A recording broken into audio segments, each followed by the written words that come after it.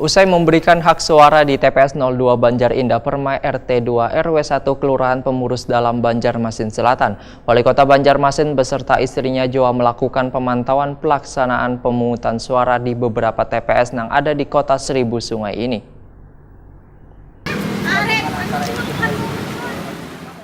Usai memberikan hak suaranya di TPS 02 Banjar Indah Permai RT 02 RW 01 Kelurahan Pemurus Dalam Banjarmasin Selatan, jelang tengah hari Rabu 17 April 2019, Wali Kota Banjarmasin Ibnu Sina beserta istrinya Siti Wasilah melakukan pemantauan pelaksanaan pemungutan suara di beberapa TPS yang ada di Kota Seribu Sungai ini. Nangkai di TPS 27 Surgi Mupti Banjarmasin Utara wan TPS 04 Kampung Kahimungan Banua Anyar Banjarmasin Timur. Terlihat di TPS 27 cukup unik, di mana bilik suaranya dibangun tepat di bawah jembatan Sungai Andai Banjarmasin Utara. Keunikan juga ditemukan di TPS 04, di mana untuk menyemarakkan suasana pesta demokrasi tersebut, Bubuhan Babiniannya memberikan dukungan dengan cara menyediakan pangan ringan untuk seluruh petugas TPS tersebut. Menurut salah seorang warga, pembangunan TPS tersebut sengaja dilakukan di bawah jembatan lantaran udaranya sejuk. Sementara itu, Wakil Wali Kota Banjarmasin Hermansyah usai mencoblos di TPS 03 Jalan Simpang Belitung, Banjarmasin Barat melakukan pemantauan pelaksanaan pemilu di beberapa TPS di Kecamatan Banjarmasin Barat, diantaranya di TPS 01 Queen Selatan, TPS 07 Belitung Selatan, dan TPS 08 Belitung Utara. Wakil Wali Kota Banjarmasin Wahid Takuni Prima TV memadahkan adanya berbagai TPS unik ini untuk menarik antusias dan memberikan kenyamanan warga dalam menyalurkan suaranya di pemilu 2019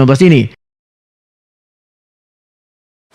Dingin, kadang-kadang hujan, ada calap.